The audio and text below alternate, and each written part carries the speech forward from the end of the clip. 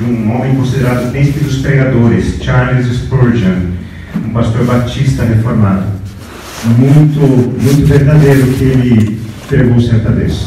Uma das razões pelas quais a Igreja de Deus atualmente tem pouca influência sobre o mundo é que o mundo tem influência demais sobre a Igreja. Uma das razões pelas quais a Igreja de Deus atualmente tenha pouca influência sobre o mundo é que o mundo tem influência demais sobre a Igreja. E essa é uma ideia muito importante e muito mal compreendida no meio evangélico, em especial. O que é o mundo fazer influência no meio cristão? Mundanismo, embora muita gente ache que mundanismo envolva o tipo de música que você escuta, o tipo de lugar que você frequenta, mundanismo não tem a ver com algo externo a nós, mas tem a ver com algo dentro de nós. Mundanismo é quando nós amamos este mundo caído, amamos os valores deste mundo caído e os desejos deste mundo que se opõe a Deus. Em outras palavras, mundo, de acordo com a palavra de Deus, é essa nossa inclinação, essa nossa indisposição a Deus. Nós somos inclinados a tomar decisões contrárias a Deus. E dessa forma, passamos a ser cada vez mais egoístas, egocêntricos, centrados em nós mesmos. Era disso que Paulo falava quando ele designava: o mal que eu não quero fazer, isso eu faço. Lembram desse versículo? Eu não quero fazer esse mal. O bem que eu quero fazer, eu não consigo fazer. Mas o mal que eu não quero, eu faço. Cada tentação pela qual você passa, pela qual eu passo, pela qual nós passamos, cada tentação pode ser um degrau, em vez de uma pedra de tropeço. Quando você se dá conta de que cada tentação é uma oportunidade, tanto para fazer a escolha certa, quanto para fazer a escolha errada. A tentação é uma oportunidade. A tentação apenas apresenta uma escolha.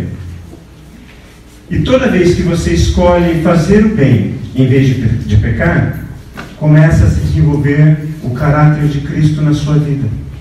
A tentação é um instrumento de Deus para gerar em você e em mim o caráter de Cristo. Então a tentação é um mecanismo que é ativado dentro do nosso coração, nessa nossa rebeldia com Deus. Tem uma imagem muito deliciosa, para quem foi criança na minha época, e talvez até os mais novos tenham isso muito claro. Qual é essa imagem? A imagem de um cartunista chamado Rube Goldberg. Ele criou a máquina Rube Goldberg. E o que significa essa máquina? É uma máquina que executa tarefas simples de uma maneira extremamente complicada, geralmente utilizando uma reação em cadeia. E ela é muito utilizada em desenhos animados, Tom e Jerry, Pica-Pau, Papaléguas. Eu quero mostrar isso para vocês porque tem tudo a ver com tentação e tem tudo a ver com a minha e com a sua vida.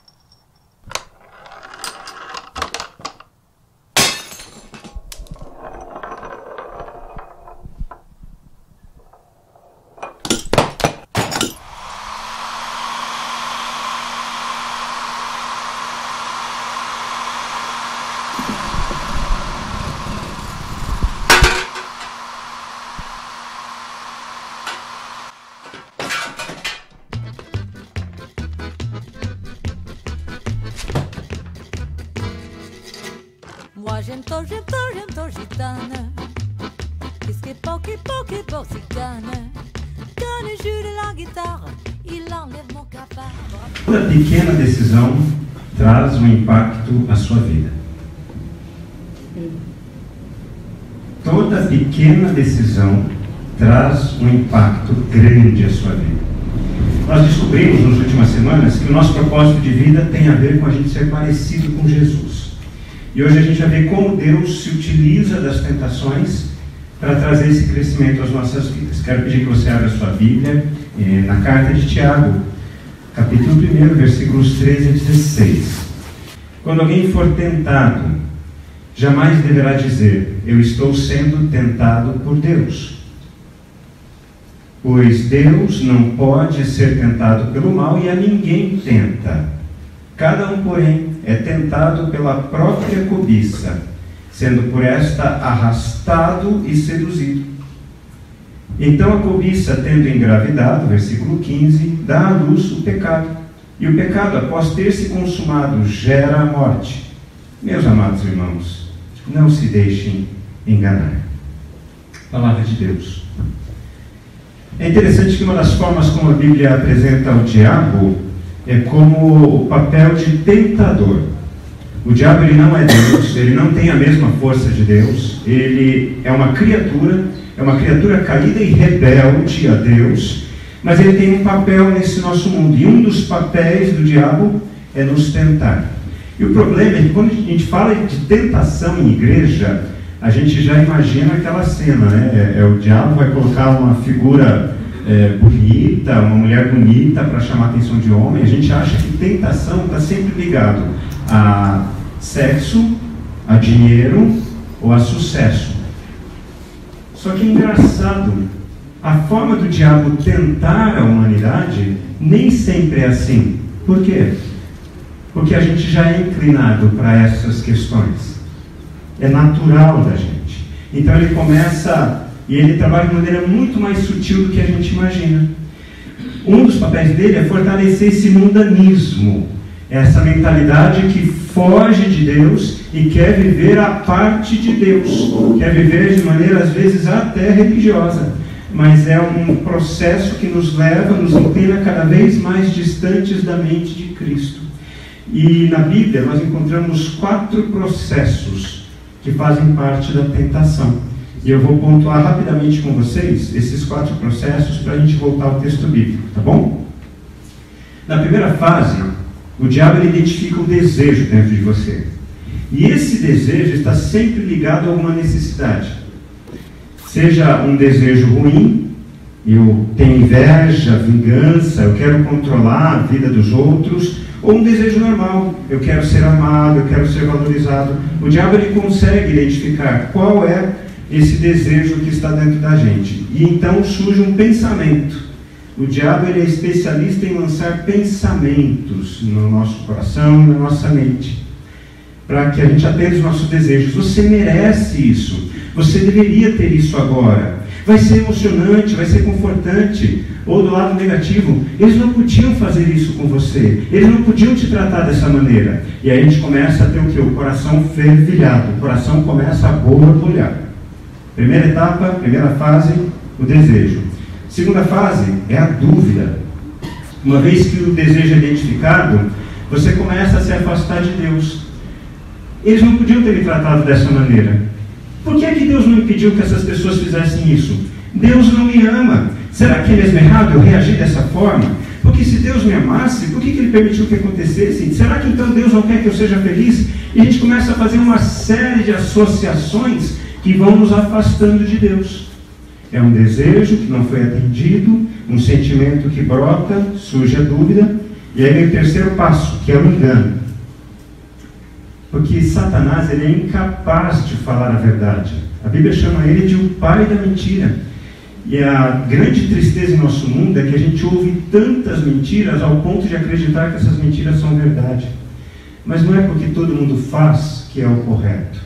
Não é porque todo mundo diz que o certo é errado e o errado é certo que é verdade isso. O errado continua sendo errado e o certo continua sendo certo. E aí ele começa a inventar, a lançar mentiras que vão substituindo a sua maneira de enxergar a Deus. Eu não vou morrer se eu fizer isso, Deus não vai me punir, eu sou mais esperto que os outros, eu vou conseguir me safar no final das contas, ninguém vai saber, eu vou resolver esse problema. Além do mais, todos estão fazendo isso. Essa é a principal desculpa, né, que a gente pensa, né? Toda mulher fala mal de todas, né? Todo homem olha para mulheres. Todo mundo faz isso. E essa é a fase do engano. É apenas um pecadinho. E aí a quarta fase do processo é a desobediência. No final das contas, quando você menos percebe, você já está agindo de acordo com aquilo que começou com um simples pensamento e foi traçando esse caminho que afastou você de Deus. Quem pode ler para a gente os versículos 13 a 14? 13 e 14 novamente, por favor.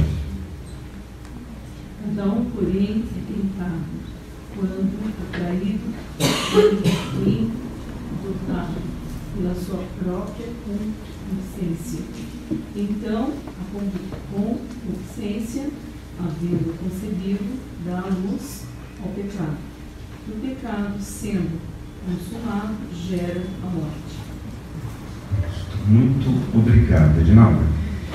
Quando alguém for tentado, jamais deverá dizer: estou sendo tentado por Deus, pois Deus não pode ser tentado pelo mal e a ninguém tenta. Cada um, porém, é tentado pela própria cobiça, pela própria concupiscência, que palavrão é esse, sendo por esta arrastado e seduzido. É interessante que Tiago começa falando assim: Deus não pode ser tentado pelo mal e a ninguém tenta. Por que Tiago fala isso? Porque ele responde logo em seguida: cada um é tentado de acordo com aquilo de mal que tem em seu coração. E Deus não pode ser tentado pelo mal, porque Deus não tem mal dentro de si. Deus é bom. Por isso ele não pode ser tentado pelo mal e ninguém tenta. Mas nós somos tentados porque nós somos bons em ser maus. Nós somos bons em ser maus. Como bom evangélico católico, você aprendeu a decorar a oração do Pai Nosso. Daí tem uma hora na oração que diz assim: não nos deixes cair em tentação, mas livra-nos do mal. Não nos deixes cair em tentação, mas livra-nos ou livrai-nos do mal. Por quê? Por que essa oração Jesus ensinou? Porque a tentação, ela está fora, mas o mal, ele está dentro. A tentação são as oportunidades que eu tenho de fazer aflorar a maldade que está aqui dentro. Por isso, não nos deixes cair em tentação, mas livra-nos deste mal que está dentro. Quando Satanás nos tenta, Deus está ao mesmo tempo se utilizando dessa tentação para nos provar. Sabe por quê? Porque essa palavra tentação, no Novo Testamento, ela tem o mesmo significado de provação, de prova. Toda tentação é uma prova da sua fé. Toda tentação é uma prova para você conseguir identificar onde está o seu nível de maturidade cristã. Até onde você está parecido com Cristo ou não. Provação e tentação tem essa mesma palavra usada. Não nos deixes cair nesse erro, nessa tentação, nessa provação, mas livra-nos do mal. Porque cada um é tentado pela própria cobiça, ou na versão que Edinalva leu, cada um é tentado na própria concupiscência. Que palavrão que é esse, né? É porque não tem uma palavra que consiga traduzir a palavra em grego. A palavra em grego é epithumia. E epithumia, ela é aquela questão do desejo. E epi é aquilo que vem sobre. Então é um desejo tão intenso que domina o controle do seu coração. É disso que a Bíblia está falando. Cair em tentação é você deixar a emoção tomar conta do seu coração e você agir sem pensar. A gente vai ver alguns exemplos daqui a pouco. Cada um é tentado por aquele desejo que domina a si mesmo.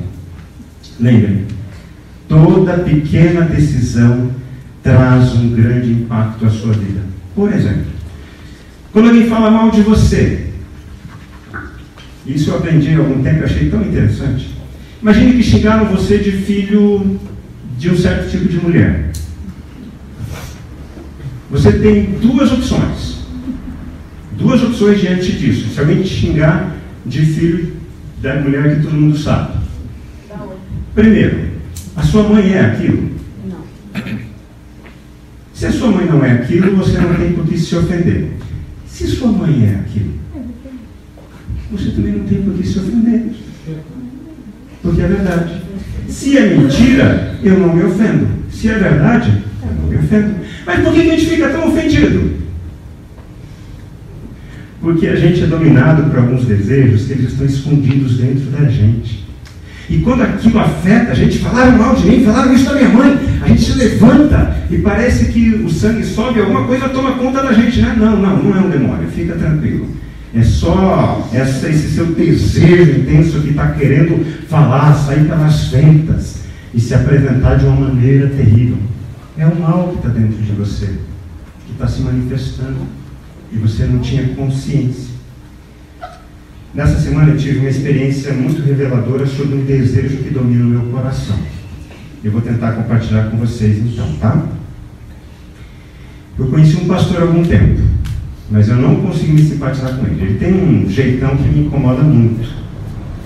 Só que, sabe, eu não consegui entender por quê. 3 dias depois que eu tive esse contato com esse pastor, eu fiquei pensando, por que ele me incomodou tanto? Porque eu sei, eu aprendi, que quando alguém me incomoda muito, é que está refletindo alguma coisa dentro de mim que não está legal. A culpa não é dele, de eu me sentir assim. É um sentimento meu. E eu fiquei lá matutando, pensando, orando. E aí, passou mais alguns dias, eu me reencontrei com ele e fiquei mais incomodado ainda pelo jeito que ele falava. Caramba, eu já não gostei do jeito dele, agora ele falando é pior ainda. Não vai, não desce, eu não engulo, não consigo. Me incomodou demais. Mas eu sabia, conscientemente, o problema não é o jeito dele. O problema é que esse sentimento está aqui dentro. O problema é meu de abrigar esse sentimento. E lá vou eu a tentar pensar isso. E aí eu comecei a perceber o que me incomodava. Eu pensava assim, esse cara é pastor. Eu sou pastor. Eu conheço outros pastores. Pastores que não são iguais a mim, pastores que não são iguais a ele. Mas quando eu olho para ele não tem jeito de pastor. Ele não tem cara de pastor, não é possível. Porque ele começou a falar o que ele fazia, o resultado que estava dando, e falava assim, cara, mas não é tão rápido assim. Por que ele está, me desculpem a expressão, por que ele está arrotando tanto sucesso? Por quê? Por que ele precisa fazer isso? Por que isso me incomoda? E aí começou esse desejo ruim, começou a lançar esse tipo de pensamento. Né? Mas como que um pastor como esse está tendo sucesso e eu não tenho sucesso? Como que o que ele diz que está acontecendo e comigo não está acontecendo? Ah, mas daqui a alguns anos tudo vai ficar evidente. Acho que ano que vem já vai ficar tudo exposto. Ele, como ele é um mau pastor e como eu sou um bom pastor. Ixi, eu sou humano, gente. Lamento, vocês não vão ter um super pastor aqui não. Vocês vão ter um ser humano igual a vocês. E é triste eu perceber que eu tive esse tipo de sentimento em relação a ele. Aí eu comecei a me comparar com ele. Porque a segunda fase, né, da tentação envolve isso. A primeira fase envolve o desejo, a segunda fase envolve a dúvida. Ele não pode ser tão bom quanto ele está dizendo que é. Não pode estar crescendo nesse ritmo que ele falou que está crescendo. Aí eu comecei, eu acho que eu não sou um bom pastor. Na verdade, eu acho que eu nem nasci para ser pastor. Aí eu comecei a pensar assim, caramba, eu vou pedir para ele me substituir lá na igreja, daí a coisa vai dar certo, né? Que é engraçado, né? Ou são dois caminhos que a gente toma. Ou a gente fala assim, não, eu sou melhor que ele, ou a gente fala, eu sou pior que ele. São dois caminhos que a gente faz. A gente começa a ter dó da gente, ou a gente começa a ter raiva do outro. Mas o problema não era ele. O problema é o que está comigo. Porque quando a gente começa o processo de dúvida, a gente começa a comparar e a gente começa a distorcer a realidade. Não, ela não pode ter emagrecido só com exercício e dieta, é impossível. Eu sei que vocês não pensam isso, né? Eu estou só supondo aqui, tá? É só uma suposição. Né? Faz de conta. E aí, a minha tendência, seguindo o terceiro passo, foi começar a me enganar. Eu comecei a ficar desanimado. E a vontade foi, você quer saber o que mais? Eu vou jogar tudo pro alto. Eu vou virar vendedor da Avon, vendedor da Barça, vou fazer alguma coisa na minha vida que eu vou estar mais realizado. E de momentos a momentos eu pensando, mas por que esse sentimento está teimando em estar aqui, cara? Ele não é culpado, coitado. Eu sou. Esse negócio está dentro de mim, eu não estou conseguindo identificar o que é. Até que então, passaram alguns dias, eu vou mostrar para vocês o meu animal de estimação, a inveja. Como eu gosto desse animalzinho de estimação feio. O meu coração tem inveja. Eu invejo aqueles que têm qualidades que eu não tenho. Só que eu fiquei feliz quando eu percebi que era a inveja que estava no meu coração. Se o pastor estivesse falando a verdade ou não, o problema não era esse. O problema era o sentimento que começou a brotar no meu coração por causa do sucesso do outro. E a inveja é um indicativo excelente para você identificar você mesmo, para você reconhecer o seu coração. Porque a inveja significa o seguinte: eu tenho raiva de você ter o que eu não tenho. Então eu percebi que o que me incomoda nele não tem a ver com ele, tem a ver comigo. Lembrei de uma colega de seminário, eu falei para minha esposa na segunda-feira. Eu não lembro o nome dela, só lembro que ela fez o seminário comigo, com o marido dela. O marido dela era descendente de ucranianos e agora eles são missionários na Ucrânia, seminário batista. E eu lembro que quando eu tive o primeiro contato com ela, eu não gostava, não descia, sabe, não dava para engolir.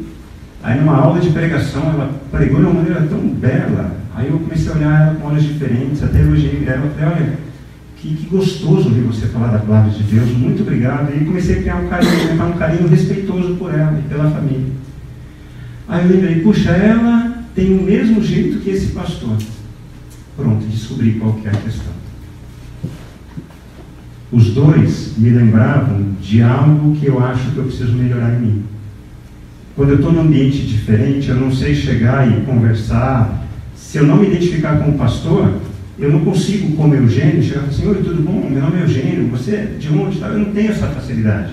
Eu gosto de ficar mais olhando, analisando. E eu nunca gostei disso. Então era inveja nesse sentido. Esse pastor, ele é tão despachado, ele conversa com um, conversa com outro. Essa amiga de seminário conversa com um, conversa com outro. O problema não estava neles. O problema estava em mim. E eu gostaria de ter isso. Na segunda-feira, quando eu percebi isso, aí eu fui sincero com Deus. Eu falei, Deus, eu estou caindo nessa tentação. Porque a tentação apenas evidencia o que está podre aqui dentro. Pedi perdão para Deus, reconheci o meu pecado. Vocês não vão saber o que aconteceu. Então nem adianta perguntar, vocês sabem o que aconteceu? Eu vou perguntar, mas vocês sabem o que aconteceu? Então digo, não, vocês sabem o que aconteceu? Ah, então eu vou contar para vocês o que aconteceu. Terminei de fazer essa oração, alguém entra em contato comigo pelo Zap. Quem vocês acham que era? Pastor. Poxa, que boquinha de nós, hein? Esse pastor. Porque normalmente isso acontece. Isso acontece. E olha que interessante, ele começou a entrar em contato comigo e falou, olha, eu tenho que resolver uma questão do estatuto aqui da minha igreja, eu não sei fazer isso. Você pode me ajudar? Aí eu disse, oi. Caramba, posso? Eu sei que a gente ficou conversando 2h30, uma conversa legal, uma conversa tranquila. E aí eu percebi o quanto é feia a minha inveja. Porque ele é uma pessoa legal, uma pessoa agradável, mas eu estava me afastando dele porque eu estava julgando ele. Por isso que a Bíblia diz, cada um é tentado pelo desejo que o domina. E aí eu descobri um outro bicho feio aqui dentro de mim. Além da inveja, é um desejo legítimo, que todos nós temos. Nós queremos ser admirados, faz parte. Alguns querem ser admirados pela beleza, outros pela capacidade, outros pela disponibilidade atlética. Todo mundo quer ser admirado. E eu tenho essa loucura de querer ser um dos melhores pastores do mundo, né? Muito feio isso, né? Mas é meu pecado. E eu não quero lidar com ele, não quero ter ele dentro de mim. E eu reconheci isso diante de Deus. E Deus me perdoou. E Deus me deu a oportunidade de não me permitir continuar nessa neurose. E mais ainda, começar uma relação interessante com alguém que eu poderia até perder a oportunidade porque eu estava me afastando, porque estava ativando em mim sentimentos ruins e a culpa não era dele.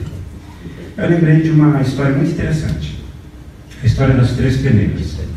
Olavo, ele tinha sido transferido de setor na empresa que ele trabalhava, e logo no primeiro dia, para fazer média com o chefe, ele saiu com essa: chefe, o senhor nem imagina o que me contaram a respeito do Silva. Disseram que ele... Não, espera um pouco, Olavo. O chefe nem deixou o Olavo terminar a frase e aparteou. O que você vai me contar já passou pelo crivo das 3 peneiras? Peneiras? Que peneira, chefe? A primeira peneira, Olavo, é a verdade. Você tem certeza de que este fato é absolutamente verdadeiro? Não tenho não, chefe. Como posso saber? O que sei foi apenas o que me contaram. Então sua história já vazou a primeira peneira. Vamos então para a segunda peneira, que é a peneira da bondade. O que você vai me contar é para promover o bem de quem você está falando? Vocês responderam já, né? Já identificaram. Não, claro que não, chefe. Então a sua história vazou a segunda peneira. Vamos ver a terceira peneira, que é a utilidade. Você acha mesmo necessário me contar esse fato, ou mesmo passá-lo adiante? Não, chefe. Passando pelo crivo dessas peneiras, eu vi que não sobrou nada do que eu iria contar. Falou Olavo, surpreendido. Pois é, Olavo, continuou o chefe. Já pensou como as pessoas seriam mais felizes se todos usassem essas peneiras? E o chefe continua sorrindo. Na próxima vez que surgir um boato, submeta-se ao crivo dessas 3 peneiras: verdade, bondade e utilidade, antes de obedecer ao impulso, ao desejo, à cobiça de passá-la adiante. E aí o chefe termina com essa frase: porque pessoas inteligentes falam sobre ideias, pessoas comuns falam sobre coisas, e pessoas medíocres falam sobre pessoas. Pessoas inteligentes falam sobre ideias, pessoas comuns falam sobre coisas, e pessoas medíocres falam sobre pessoas. Deus não pode ser tentado pelo mal. Deus não pode ser tentado pelo mal, e a ninguém tenta. Mas cada um é tentado pelo próprio desejo que o domina. Então, tentação tem a ver com o mal, mas não com o mal que está fora da gente, com o mal que está dentro da gente. E nós somos tentados porque nós somos bons em ser maus. Deus não pode ser tentado, mas nós sim. Mas quando Satanás nos tenta, ao mesmo tempo Deus está nos provando. Alguém pode ler os versículos 15 a 16, por gentileza? Então a cobiça, depois de haver concebido, dá à luz o pecado, e o pecado, uma vez consumado, gera a morte. Não vos enganeis, meus amados irmãos. Muito obrigado, Alice. Então a cobiça, tendo engravidado, dá à luz o pecado, e o pecado, após ter se consumado, gera a morte. Percebe? Ser tentado não é pecado. Ser tentado só significa que você é uma pessoa normal como qualquer outra nessa terra. O problema é você ficar ouvindo aquela vozinha que te fala: você não merece isso, ou você merece isso, olha o que estão falando de você, olha o que estão fazendo com você, olha como estão te destratando, olha como estão querendo puxar teu tapete. É você dar ouvidos para isso. Isso é pecado. Não se deixe enganar. As tentações servem para impedir ou para nos conduzir a uma gravidez indesejada, e essa gravidez indesejada é o pecado. E o texto diz que depois que a gente pratica o pecado, a gente morre. Tem muita gente por aí assim, vivendo como se fosse um morto-vivo. Porque embora vivas, elas estão mortas por dentro, reféns dos seus desejos. Hoje de manhã a gente estava falando sobre isso.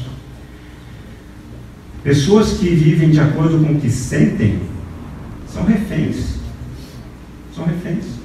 Porque elas não conseguem sequer pensar sobre os seus sentimentos. Então elas reagem sempre à vida. Elas não estão agindo diante da vida. Elas estão reagindo de uma maneira muito triste. E esse desejo, lembrem, ele está sempre ligado a alguma necessidade, seja um desejo ruim ou um desejo normal. A questão, então, para a gente responder quando a gente estiver sendo tentado é essa: isso que eu estou pensando, isso que eu estou sentindo, o foco está em Deus ou o foco está em mim? Eu não preciso reagir violentamente, porque palavras jogadas ao vento, depois a gente não consegue recolher, gente. E a gente perde amizades, a gente perde laços familiares, a gente perde oportunidades, porque a gente se deixou vencer pela tentação. Toda pequena decisão traz um grande impacto à sua vida.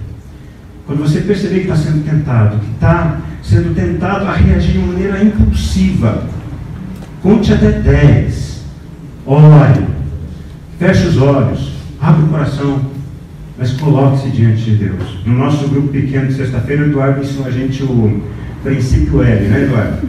Você me corrige se eu estiver errado, né? Eduardo, ele começou a pôr em prática isso e está percebendo o quanto Deus tem falado ao coração dele. O Eduardo é advogado, então vocês imaginem o nível de estresse que ele deve ter, né, em audiências, em atendimento a clientes. Aí ele falou que há algum tempo, faz pouco tempo, desde que ele começou a vir aqui, ele começou a lembrar disso, que a gente tem que guardar o nosso coração. A gente já aprendeu isso alguns domingos atrás. Então, enquanto a pessoa está lá falando com ele, despejando, vomitando, ele começa a fazer o princípio do L, né? Ele começa a entrar em contato com Deus. Ele para a pessoa e ele fica conversando com Deus. Deus, que reação que eu tenho que ter aqui? Como é que eu vou reagir de maneira boa com esse fulano, com essa pessoa? Me ajuda, porque eu não sei o que fazer. E aí, quando ele entende o que tem que fazer, é que ele então vai responder para a pessoa. Só que nesse processo em que ele está conversando com Deus, o coração dele vai se acalmando, porque é promessa da palavra. Quando a gente lança sobre Deus toda a nossa ansiedade, Ele cuida de nós. Amém. E Deus está abençoando as audiências do Eduardo, está abençoando o coração dele, está evitando ele de ter pressão alta. Deus está cuidando. Lembre do princípio L, então. Me conecto com Deus antes de ter qualquer reação virulenta. E por isso que a carta de Tiago termina dessa forma no versículo 16. Não se deixe enganar. Não se deixe enganar. Quando estamos sendo tentados, estamos sendo provados por Deus. Sabe por quê? Para que a nossa doença seja exposta. Agora que eu entendi que eu sou um homem invejoso e que eu tenho um desejo deslocado de querer ser o melhor da minha área, não para a glória de Deus, mas para a minha glória, a minha doença foi exposta. Agora eu tenho que aplicar um remédio. E o remédio envolve isso, confessar o meu pecado diante de Deus. Que é o que eu tenho feito. E agora eu estou mais atento. Quando eu perceber alguém que eu não gosto do jeitão, pronto, lá vai Deus querer me tratar de alguma coisa. Está atento a isso. Eu vou querer ser tratado por Deus. Nós vimos nessa noite que Spurgeon afirmou que uma das razões pelas quais a Igreja de Deus atualmente tem pouca influência sobre o mundo é que o mundo tem influência demais sobre a Igreja. Vocês percebem? Que o problema não está no tipo de música que a gente ouve, nem sempre está nos lugares que a gente frequenta. O problema está dentro da gente, é o mundo dentro da gente. Por quê? Quem reage de maneira impulsiva e briga com os outros é gente que não tem paz no coração. É gente que não segue o princípio da paz. É gente que vive atormentada. Então o mundo está dentro da igreja por causa disso, porque o mundo está dentro dos nossos corações. Mas se a gente seguir o princípio L, a gente vai começar a se conectar mais a Deus e o mundo vai deixar de estar dentro da gente. As nossas famílias vão ser transformadas, nossa igreja vai ser transformada e a nossa sociedade vai ser transformada por causa de Jesus. Amém. Porque tudo é por causa dele. Não é por minha causa, não é por sua causa, nem por causa dessa igreja. É por causa de Jesus. Por isso que Paulo dizia: o bem que eu quero fazer, esse eu não consigo. Mas o mal que eu não quero, isso eu faço muito rápido.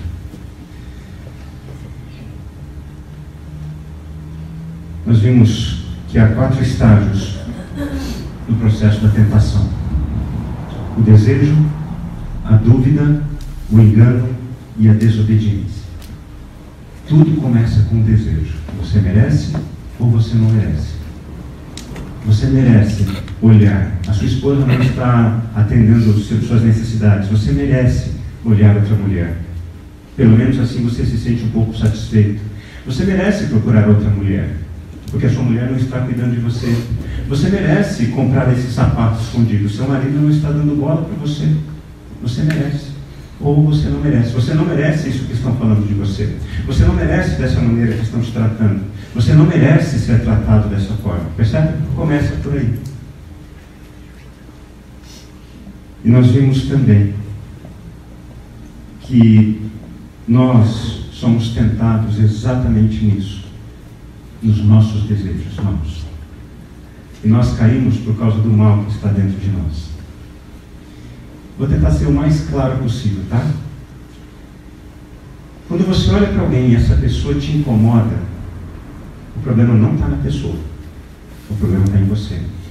E o que eu quero dizer com isso? Não quer dizer que outra pessoa não seja errada. Porque ela pode estar cometendo, inclusive, erros. Mas quando algo incomoda muito você, é o Espírito Santo falando: vamos agora olhar para dentro? Vamos resolver o que tem que resolver aí dentro? Vamos curar o que tem que curar aí dentro? Porque do outro, eu cuido. Lembrei agora de um episódio desse. Um rapaz tinha aprontado comigo. Era noivo da Leté. Ele tinha aprontado poucas e boas. Não convém contar aqui. Aí foi num culto. Está ele lá na frente com o violão, fazendo louvor, erguendo a mão, fechando o olho. E eu saí na hora do culto. Falei: está errado isso, Deus, como é que pode?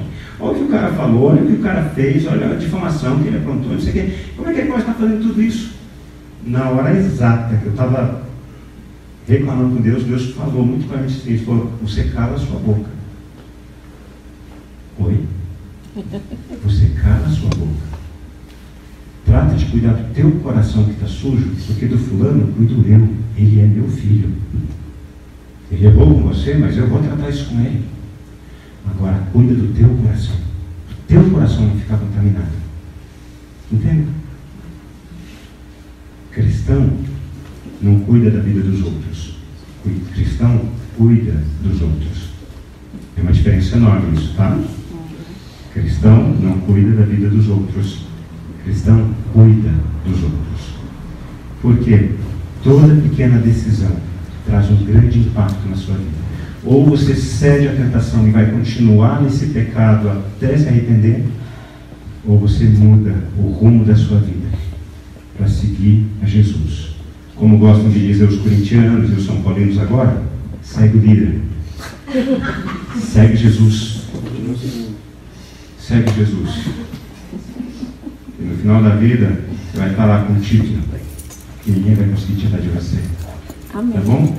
Vamos orar nesse momento, gente?